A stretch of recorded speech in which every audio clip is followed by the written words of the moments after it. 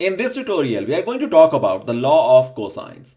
Our objective is twofold. One is that we have already studied about the law of sines. We want to know what is the limitation of law of sines and where the law of cosines will be more helpful as compared to the law of sines. Okay, so take a look at this diagram that we have. The law of sines tells us that if you were to take the ratio of a side length and divide by the sine value of the angle which is directly opposite to that, then we could define this relationship between the side length and their respective angles, right? So in this case, I'm taking example of only two pairs. E over sine E is equal to D over sine D, right? But what if you don't know any of the angles in a triangle, right? You don't know anything about the angle E or angle F or at angle D. Then the law of sines will be useless in this case because we don't have all the things that we need to be able to compute further. We just know the dimensions of three sides, the side D, side E, and side F, and that's all we have. We won't be able to proceed any further, right? And that is exactly where the law of cosines is a little bit more useful, that it will help you calculate the unknown angles, okay? And the law of cosines defines the relationship between the three side lengths as something like this, that I'm picking on the side length E in this case. And you could define that relation in any way you want, right? So E, the side length, the square of that is equal to the square of the other two dimensions, D square and F square, minus twice of D times F, multiplied by the angle that is included between those two side lengths, right? And that relation could be defined in different ways as well. I could also define it like this, that D square, instead of E, I would take D now. D square is equal to the sum of the squares of the remaining two side lengths minus twice of E times F times the cosine value of the angle included between these two values, and that will be angle D in this case, right? So this is known as the law of cosines. It basically gives you a relation between the three side lengths and the included angle between the two side lengths, okay? Now let's see how we could use this formula to apply further to be able to compute any unknown that we have, okay? So let's take a look at our example. In this situation, we have the triangle DEF. It has side D is equal to 3 centimeters, E is equal to 2 centimeters, F is equal to 4. We have all the three sides. We need to find the angle E, right? Now, law of sines won't be applicable here at all because we don't know any of these angles, right? We only know the three dimensions. We will say that since it is the angle E in question that we have to find, so we will say that it is useful to have this relation in which E square is equal to D square plus F square minus twice of D times F and product of the cosine of E, right? Let's substitute everything that we know of and it will give you a relation something like this. E is equal to 2, so it will be 2 square is equal to 3 square plus 4 square minus twice of 3 times 4 times cosine of E. When you solve all of this, you'll find that cosine of E is equal to 7 over 8, right? And from this point onwards, you could compute the angle E in degrees as 7 over 8. You could enter this value in your scientific calculator and then hit the cos inverse function, okay?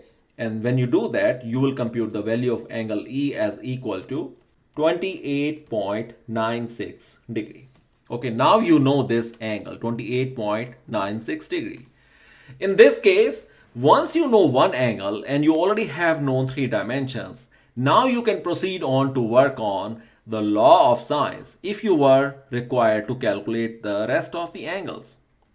Now it is much more productive to use the law of sines.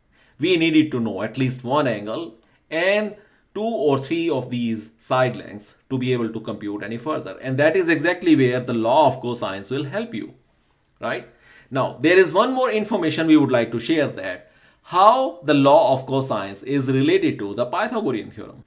So let's use the same triangle that we have studied in our previous example, DEF. We know that the angle E is not equal to 90 degrees. In fact, none of the angles here are equal to 90 degree, right? But we know that Based on this, we could define very easily that e square, if we were to take this as one of the side, is equal to d square plus f square minus twice of d times f times cos value of angle E, right? Know that the value of E in this case is not equal to 90 degree. Hence, we are using this relation, and this is exactly what the law of cosines has given us. Now, what if, pay attention here, that instead of having this angle E as not equal to 90 degree, what if I take the same triangle but I convert the angle E as equal to 90 degree, and then this becomes a triangle something like this. I have altered some of the dimensions, but if I were to keep the same notation that this is F, this is E, and this is D, right? And this angle E is now 90 degree, correct? Now, you could say that I could still apply the law of cosines on this one as well. If I were to use the same terminology, this is my side length E, this is D, and this is F. I could still utilize the same relationship what we have defined here. All I have is that in addition to everything else, now I know that this angle is simply 90 degree, right? That means I know this angle, as simple as that. So what if you were to substitute this value here in this value of cosine of E? Then you could say that this relation now converts to a little bit familiar state that E square is equal to D square plus F square minus twice of D times F and cos of 90 degree. Because we already have known the value of angle at vertex E, and it is 90. Now, what exactly is the value of cosine of 90 degree? We know that it is equal to 0. That means this relation reduces down to this form, that E square is equal to D square plus F square minus 0, or you could simply ignore it. And this is also known as the Pythagorean theorem, right?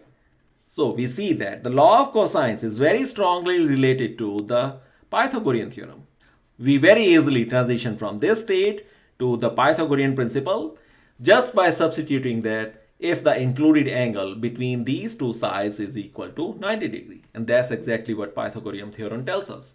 And with that, we could conclude that all the principles, whether it is algebra or geometry or trigonometry, they basically support each other. We cannot prove one thing and disprove another thing using the same principle. Okay, that's one learning. And the second is that using the law of sines, using the law of cosines, and also using the angle sum property, we could compute almost anything in a given situation of triangles. And that is exactly what the purpose of this tutorial was, that to give you some useful and powerful tool which are in the form of law of sines and law of cosines.